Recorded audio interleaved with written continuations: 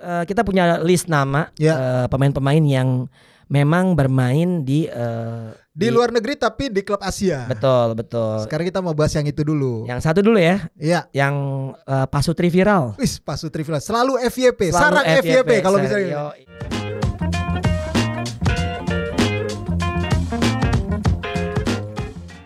Sejumlah pemain Indonesia berkarir di luar negeri, khususnya negara-negara Asia. Sayangnya tidak semua memiliki jam terbang yang mumpuni di klub yang mereka bela. Ada yang berhasil, tapi juga ada yang menjadi cadangan mati. Discord, tema khusus rapor pemain Indonesia di luar negeri. Tepuk tangan dong. Lambat kalian. Rais. Yes, Don. Gila Is. Apa kok Disuruh gila? ngasih rapor kayak anak gua. Makanya baru ngambil rapot ponakan tadi gua. Berat banget. Kayak zaman dulu gue ngambil rapot temponakan. Ya Is. Ya. Penghujung tahun beberapa pemain timnas yang abroad. Iya. Abroad apa abroad sih? Abroad. Ya, bermain di luar negeri, nampaknya sedang liburan. Ya betul. Sudah ada yang joget-joget di Bali. Ya udah ya itu wajar. Itu wajar lah orang free. Maksud gua ya bebas orang lagi liburan. Orang gitu pemain sono aja mabuk juga gak masalah. Iya, dan banyak kok pemain-pemain yang luar maksudnya liga Eropa pun ke Bali kan gitu. Benar. Maksudnya enggak ada masalah. Emang iya having fun aja, maksudnya lepas penatan karena setelah musim lu berkutat dengan sepak bola kan emang jenuh juga pasti. Sekaligus mencicipi circle baru dunia keartisan. Iya kan? Siapa tahu bisa juga tampil di Lapor Pak. Iya, mungkin ya. Kita tunggu aja. Ya lumayan kan tambah asal pas libur latihan. Nah, kita punya list nama pemain-pemain yang memang bermain di luar negeri tapi di klub Asia. Betul. Sekarang kita mau bahas yang itu dulu. Yang satu dulu ya. Iya. Yang Pasutri Viral. Wis, Pasutri Viral. Selalu FYP, sarang FYP kalau bisa. Ini sumber FYP sepak bola Indonesia. Pratama Arhan dipastikan meninggalkan Tokyo Verdy nih. Iya. Setelah sangat minim main di klub ini, akhirnya keputusan Arhan menurut lo tepat nggak kalau saya cabut? Ya tepat lah.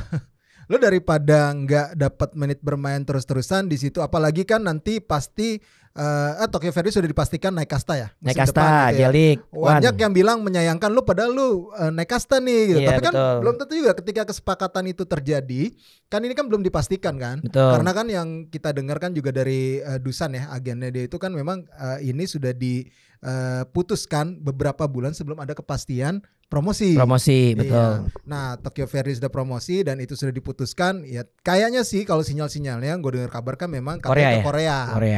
Nah klubnya itu juga yang baru promosi juga untuk musim depan. Artinya di kasta tertinggi Liga Korea nantinya, katanya sih, tapi kita belum tahu juga nanti kepastian seperti apa. Kadang kan ada kejutan-kejutan juga nih. Betul. Yang pasti kan yang kita senang adalah Arhan tetap mau berkiprah di klub luar negeri. Tanpa mengecilkan kualitas klub di lokal gitu. Tapi memang ini harus dilakukan. Mereka harus berjuang mendapatkan menit bermain dan mereka bisa membuktikan kualitas gitu sebagai pemain Indonesia, pemain asing, dan itu tidak mudah dan kita patut apresiasi itu untuk Arhan. Ya, itu dia. Tapi emang track recordnya di J2 League ya. Iya. Main cuma sekali selama 10 menit pada 6 Agustus dan timnya kalah. Betul. Main 2 kali penuh sebagai starter di Piala Emperor Cup ya, Kaisar. Menang lawan TS Pakusatsu Gunma. Kalah dari FC Tokyo dan kayaknya emang itu adalah pencapaian yang maksimal yang bisa Arhan dapatkan di Tokyo Verdy. Ya itu dia, dari proses adaptasi gue juga agak bingung ya kenapa pemain-pemain kita setiap yang berkiprah di Jepang tuh proses adaptasinya susah, lama. Ya contoh sekelas Stefano Lillipali aja jarang mendapatkan menit bermain waktu dia di Consadole Sapporo. Ini berkaitan dengan kualitas apa cuma karena adaptasi aja? Kualitas lah pasti. Jatuhnya ya jadi kualitas. Kalau adaptasi masa selama itu satu musim loh. Iya. Ibaratnya dia jarang dapat menit bermain gitu. Nah sejauh ini yang dari track record yang gue lihat ya paling bagus sih memang Stefano ya. Walaupun masih minim Sapporo ya. Iya di Sapporo walaupun masih minim menit bermainnya dibandingkan Irfan Bahdim dan juga Pratama Arhan ya masih lebih baik Stefano Lillipali lah. Walaupun masih minim, tidak seperti pemain-pemain Thailand yang berkiprah di sana. Ya bahkan sekarang kan kalau lo lihat pemain Thailand tuh menjadi pemain kunci. Yep. Ya kan? Canatip. Setelah Canatip ya kan udah pergi kan, Canatip kan balik lagi ke Thailand gitu. Terus Terasil Dangda, kemudian yang sekarang tuh Supacok Saracat, Tiratun Bulmatar kan dulu juara pertama malah. Bahkan yang nama Urawaret juga ada kan? Ya, dan kalau kita lihat apa namanya Ekandit Panya. Kemarin main tuh di Piala Dunia Antar Klub. Iya. Itu jadi pemain ASEAN pertama yang bermain di Piala Dunia Antar Klub. Iya, nah ini kan menjadi sebuah harusnya lecutan bagi para pemain kita. Oh, level kita nih harus ditingkatin nih karena masih jauh dengan para pemain Thailand yang sudah bisa bersaing di Liga Jepang. Iya, tapi menariknya gini, itu kan karena emang bisa dibilang J-League sendiri adalah merupakan liga terbaik di Asia. Iya, di Asia harus diakui. Harus diakui ya. Yang paling terbaik menurut lo? Iya, di Asia Jepang. Ya, di Asia Jepang ya. Nah, berbanding terbalik Asnawi Mangku Alam justru meraih sukses. Iya benar di Kalau Korea. Gue di Korea. Di K-League. Nah, gue nggak tahu apakah comparison antara J-League sama K-League sendiri apakah masih tipis-tipis aja atau emang terlalu jauh. Yang pasti Asnawi ini cukup sering ya dimainkan oleh Jeonnam Dragons, tetapi sempat kena kritik karena sering lepas kontrol meski sekali ini dapat pujian. Lepas kontrol nih emosi ya. Ya antara emosi ya atau juga memang terlalu individualistis. Kan kayak gitu tuh biasanya tuh yang apa namanya Asnawi. Iya. Asnawi kan terkadang memang punya daya eksplosivitas yang tinggi ya saat bermain gitu, punya daya jelajah yang tinggi, punya kekuatan fisik yang sangat oke gitu ya. Itu kan wajar lah, memang ada ups and down di pemain. Tapi kalau gua salut sama Asnawi, dia begitu cepat adaptasi di dua klub dia di Korea, maupun di Ansan Greenwich maupun di Jeonnam, dia mampu membuktikan bahwa pemain Indonesia bisa bersaing di Korea walaupun levelnya level 2. Iya, main sebanyak 26 kali. Turun 22 laga sebagai starting line up. Nyumbang 2 assist. Tapi 5 kartu kuning dan 2 kartu merah langsung dan 1 langsung. Ya wajar lah, dia pemain bertahan dengan intensitas pertandingan yang tinggi mungkin ya. Itu akhirnya terjadi. Tapi yang pasti kita harus salut sama dia masih mau di sana. Gue belum tahu musim depan dia masih akan tetap di sana atau enggak. Yang pasti kita doain sih dia tetap akan berkarir di Korea. Karena sejauh ini memang rekomendasinya dari Coach Shin dia tetap akan di Korea. Iya, karena yang menariknya juga kemampuan Asnawi ini nggak cuma main di bek kanan doang, walaupun paling banyak ya bek kiri juga, gelandang kanan juga. Benar. Ini kan berarti menyimpulkan bahwasanya klub-klub luar negeri atau klub-klub sebetulnya ya bukan luar negeri doang, sebenarnya klub profesional dan juga kasta tertinggi kebanyakan lah mencari pemain yang emang bermain bisa tidak hanya satu posisi aja. Iya benar, memang kan pemain multifungsi itu sekarang penting ya, seperti yang dilakukan sama STY di timnas juga kan juga seperti itu. Banyak pemain yang dicari pemain yang multifungsi, jadi nggak cuma di satu posisi aja. Dan Asnawi juga main di Korea Cup. Itu main sekali sebagai starting dan turun penuh selama 120 menit, artinya perpanjangan waktu ya. Iya. Nah itu prestasi dari Asnawi dan kemungkinan Asnawi tadi lo bilang bakal tetap di Korea ya? Iya, kalau gue sih ngeliatnya sinyal-sinyalnya dia bakal tetap di Korea sih. Lo katanya ke Persib. Itu kan dengar kan ke Persib. Balik ke Persib.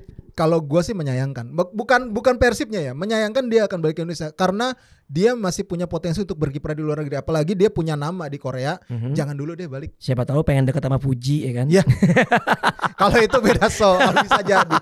Egy aja yang gue dengar. Setelah nikah? Iya, ya kan waktu itu sempat terungkap tuh setelah nikah Egy katanya mau keluar negeri nih.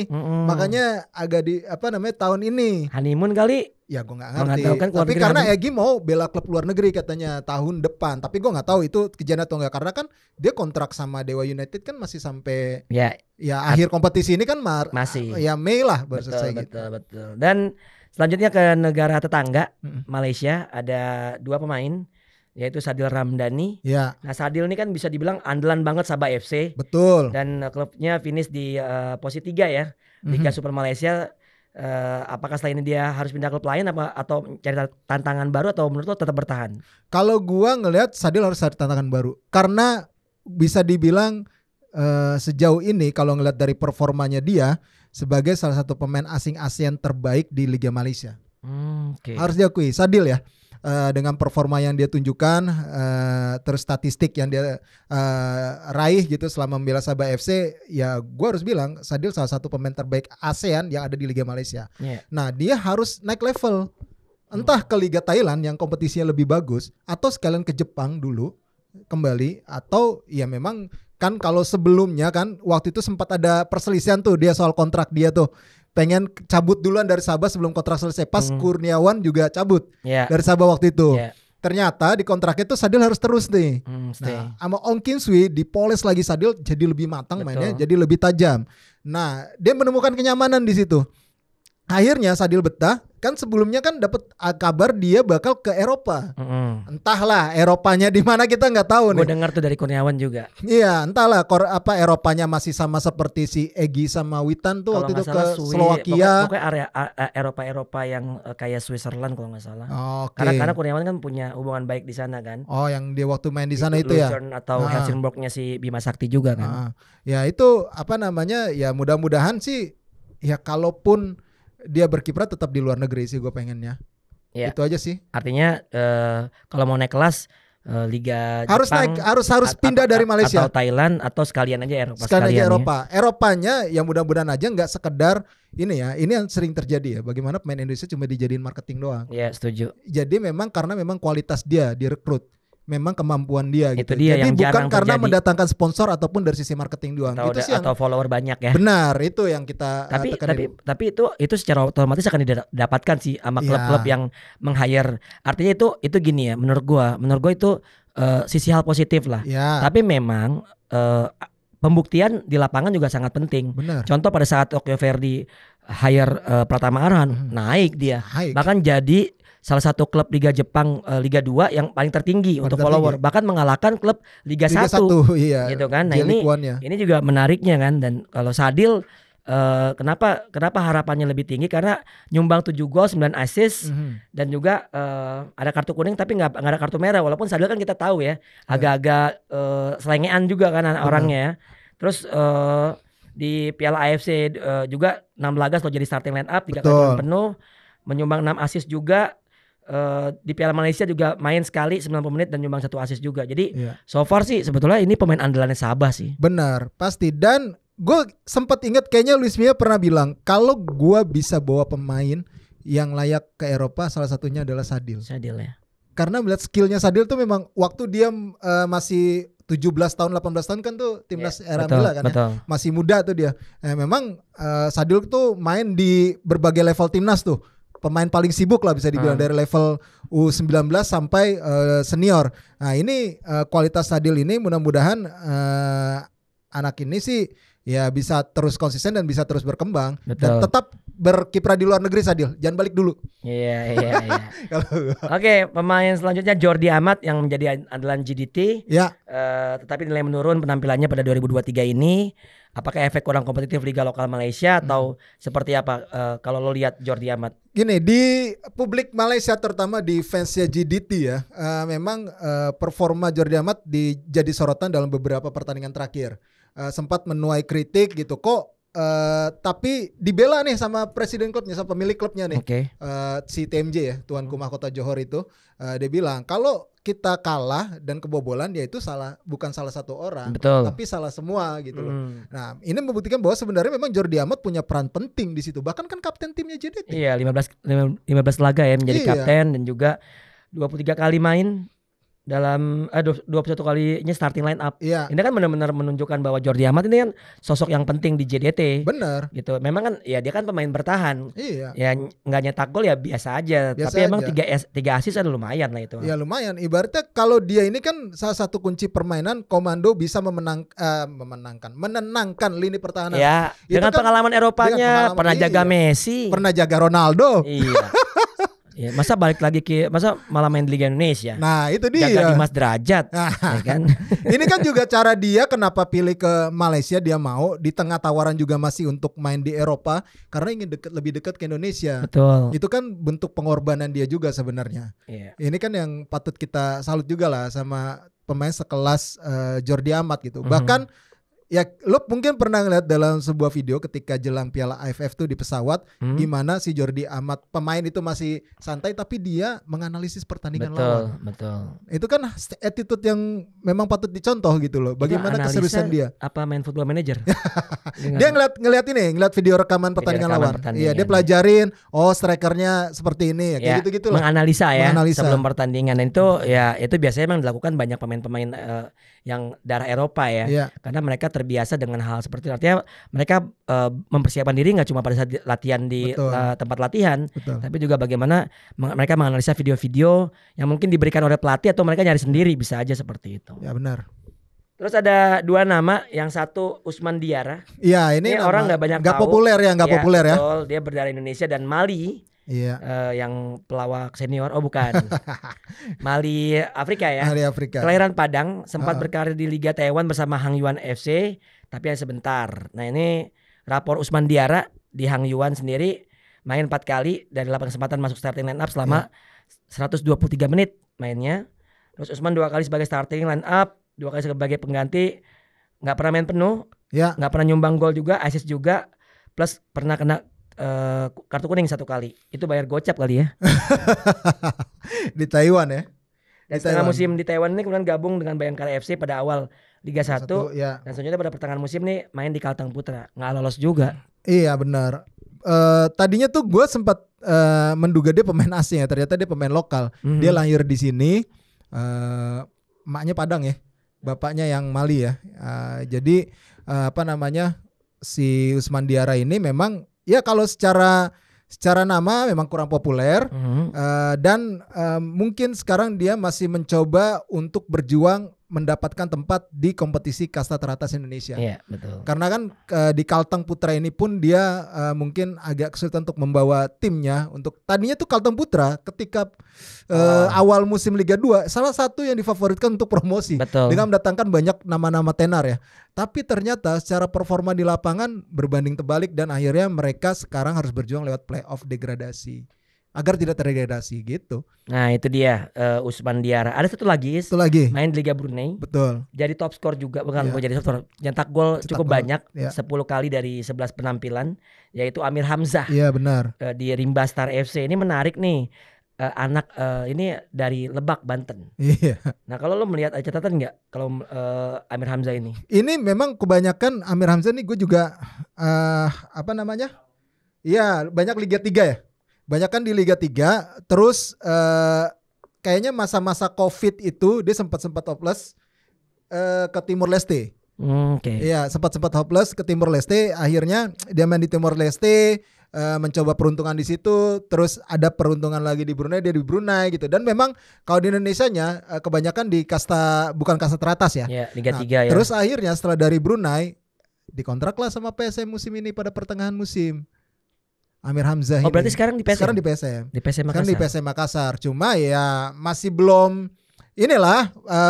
belum digaji. Terlalu bukan. Ya, kalau itu mungkin. Kalau itu mungkin kita nggak tahu. Tapi belum terlalu bersinar memang. Belum terlalu bersinar dibandingkan nama-nama lain di PSM sekarang. Iya. Itu adalah 6 pemain ya. Betul. Yang bisa dibilang pemain Indonesia yang bermain di luar negeri. Ada lagi nggak sih sebetulnya? Sebenarnya kalau dikulik sebenarnya banyak sih. Di liga-liga yang nggak jelas. Iya betul.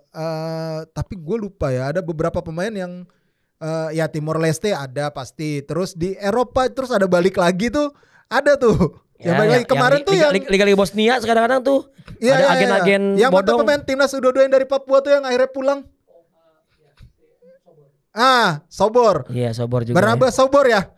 Iya, Kalteng Putra juga akhirnya diinin Kalteng Putra sekarang di PSIS. Nah, itu kan ibaratnya bukti bahwa sebenarnya kadang-kadang pemain itu harus hati-hati juga ketika menerima tawaran untuk keluar negeri. Ada yang di TikTok tuh ya, udah main di Liga Turki apa segala macam. Iya itu gue tahu. Dia bahkan trial benar. Dia pakai biaya sendiri. Iya, pakai biaya sendiri gitu kan. Dan ini kan menunjukkan bahwa saya sebetulnya kita tahu bahwa pentingnya agen pemain. Iya, betul. Tapi yang juga kan ya sekali lagi juga kita juga kuatin dulu nih di diri kita, di kualitas kita. Di Indonesianya juga. Di Indonesianya. Kayak misalnya Sadil kan timnas diambil gitu kan. Pertamaran timnas, Asnawi timnas. Kalaupun yang langsung seperti Amir Hamzah tadi gitu kan. Terus satu lagi tadi si Ousmane Diarra, kita sama sekali juga kan nggak tahu sebetulnya track record dia seperti apa sebelumnya gitu. Akhirnya dia harus seleksi dulu dan akhirnya lolos ya dipakai sama klub Brunei yang kayak gitu. Itu kan perjuangan sendiri. Pelatih ada nggak sih yang luar? Pelatih sekarang kan sebelumnya kan sempat RD. Iya sempat Rudeka segala macam. Sekarang Kurniawan doang tinggal. Kurniawan doang di Komo. Iya. Itu pun asisten kan? Iya. Iya benar tinggal Kurniawan. Iya. Dan kalau di futsal tuh kalau yang waktu itu sempat ke Brazil, pelatih udah balik ya, Sriwijaya FC yang sempat Timor Leste ya, Andi ya, ya Coach Andi ya, udah balik. Kalau di futsal tuh ada beberapa pemain yang abroad di Liga Malaysia. Kemarin juga gue dikontak sama salah satu klub Brunei, bukan untuk melatih, bukan. Minta pemain. Oh, minta pemain. Minta rekomendasi pemain-pemain yang kira-kira bisa main di Liga Brunei juga. Terus lu dapat Viagen dong? Gue sih orangnya ikhlas ya. Luar biasa. Tapi masih nggak dikasih. Tapi lu kalau ditawarin ke luar negeri sekarang, lu mau? Enggak lah, ntar di sini siapa? Iya, kasihan gue di sini. Bisa nggak lu pada syuting di luar negeri? Enggak. Gue pribadi sebetulnya gini, kalau di luar negeri pun gue pasti mikir keluarga. Pertama kalau misalnya keluarga gue bisa dibawa, mungkin ada pertimbangan khusus. Karena gini, sekolah ya. Anak gue itu kan masih rata-rata umurnya di bawah 12 tahun. Bukan rata-rata, semuanya di bawah 12 tahun. Dan gue gak mau kehilangan momen. Oh iya. Karena kalau misalnya udah gede mungkin ya bisa kayak nih ya kan. Ya lo kabur sendiri ya. Ya gue kasih gocap udah makan ya kan gitu. Nggak bisa. Dan sebetulnya fokus ngelatih gue juga udah sedikit berkurang ya. Oh gitu. Lebih suka megang mic. Yes, ngeri banget, ngeri. Tapi itu nggak stres ya. Sebetulnya sih stres kalau diserang. tapi sebetulnya gini, kenapa gue akhirnya dari sektor kepelatihan gue mulai mengurangi, bahkan mungkin kedepannya juga mungkin akan gue tinggalkan. Sebenarnya simpel aja sih. Kalau yang suka ngelatih dan yang bisa ngelatih banyak. Tapi sayangnya yang akrab dengan dunia broadcast atau apapun kayak komentator, kayak MC kemarin juga di J-League segala macam ya. Kayaknya hal yang menurut gua kalau gua punya kalau ada orang yang punya knowledge di situ tapi juga bisa membawakan, itu kan lebih baik sih menurut gua. Iya sih. Kayak lo nih komentator, lo Liga Belanda. Lo kan mau nggak mau kan sebagai jurnalis lo harus ngulik juga kan. Iya, betul. Dan lo juga main bola. Jadi kan lo tahu bagaimana situasi-situasi pada saat bermain bola seperti yang yang lo komentarin gitu. Itu juga menurut gua penting sih. Tapi lo ada masa ini nggak sih kalau di lisensi nggak ada masa kadaluarsa ya? Iya, dulu tuh pernah tuh ada waktu gua ngambil lisensi sepak bola di karena kan harus di convert karena ada aturan baru kan. AFC jadi nggak ada A nasional lagi. Iya betul. Dan harusnya tuh emang tuh menurut gue ya lisensi itu harusnya ada batas waktu kayak KTP. Oh, jadi artinya lu upgrade terus. Artinya lu selama misalnya 5 tahun. 5 tahun lu ngapain aja nih? Kalau lu cuma punya lisensi terus lu ngapa-ngapain kan berarti kan lu nggak menjalankan profesi lu sebagai pelatih. Iya sih. Kayak gitu. Tapi ya sekali lagi dulu sempat ada wacana waktu 2018 ya kalau nggak salah gue ngambil lisensi, tapi kayaknya nggak jadi. Mahal banget sih soalnya. Gila ya. Iya, jadi ya cuma upgrade doang. Kalau D4 sampai 5 juta. Iya. C 10 sampai 15 tuh setahu gua. B itu 25 30 tuh. 30. Iya 30-an. A. A nih ya bukan AFC Pro ya. Bukan AFC Pro. Atau sampai 80. Iya benar segituan. Nah, kalau udah AFC Pro 200 300 ya benar. Jadi itu investasi sebagai seorang pelatih di sepak bola. Kalau di futsal nasional dulu itu cuma 3 juta sampai 4 juta. And then AFC level 1 itu 7 sampai 8 juta. Level 2 10 juta sampai 12 juta. Itu yang paling tinggi level 2 kan? Level 2 yang sementara ini. Ada sih yang level 3, temen gue si Akas, tapi ngambilnya di Lebanon waktu itu. Tapi itu yang paling tinggi level 3 itu. Level 3 sekarang paling tinggi 1 orang di Indonesia. 2 orang mungkin sama Andri Irawan. Oh, itu dia kalau level 3 itu bisa antar benua ya? Kayak di UEFA tuh harus UEFA Pro. Iya, kayak penyetaraan. Iya. Oh, tapi kalau level 2 belum bisa lu pindah, misalnya lu latih di Spanyol. Bisa. Itu bisa. Spanyol enggak lah. Masih Asia enggak bisa. Asia kan? Asia. Oh iya. Oke. Asia. Kalau di Spanyol gue enggak tahu bisa apa enggak gitu. Artinya gue enggak paham apakah itu juga disetarakan di sana juga apa enggak. Tapi yang jelas kalau AFC level 2 bisa di Brunei bisa. Terbukti kan si BW juga bisa. Kemarin juga Fandi Butar-Butar juga timnas Timor Leste juga bisa. Gitu. Dan itu yang menarik, yang pasti banyak kok potensi-potensi baik itu pemain maupun pelatih dari Indonesia untuk bermain abroad atau sebagai pelatih abroad juga di luar negeri dan membawa harum nama Indonesia tentunya. Iya betul. Dan mudah-mudahan informasi ini mampu teman-teman, kalau bisa ada Kabar juga benar. Ya, atau lu sebagai pemain juga. Iya. Main di Citayam. Nah, kalau Citayam Merdeka. Coach ada nih pemain ini nih, wah keren gitu. Atau enggak? Ya pasti kebanyakan pemain darah keturunan Indonesia ya. Ini kita belum bahas yang Eropa. Kita bahas yang Eropa nggak sih nanti? Yang di Eropa ya? Oh setelah kompetisi selesai ya. Loh, baru kenapa bahas. Maksud gue kenapa nggak, kan Jordi Amat dibahas, kenapa nggak Rafael Struijk nggak dibahas? Enggak, karena ini dia belum selesai kompetisinya Don. Ini kan kita bahas karena akhir tahun dan itu kompetisinya di Asia udah selesai. Kompetisi selesai ya. Iya, oh iya gitu. Berarti ini yang di Asia dulu ya teman-teman. Di Asia teman-teman. Jangan wah kok nggak ada gitu. Yang Eropa kok nggak ada lo sih? Nggak pro ya? Nah, iya lo. Mega kali pro. Iya. Oh, iya. Biar gue diserang maksudnya. Oke, Scorer. Yes. Jangan lupa like, comment, share, dan subscribe YouTube channel Skor Indonesia. Jangan lupa juga follow sosial medianya. Ya. Di Noise juga. Benar, ya, kita ada di Noise. Suara gue jernih banget. Pakai mic pegel ini. Oke, gue Don Zol. Gue Raes. Ciao. Ciao.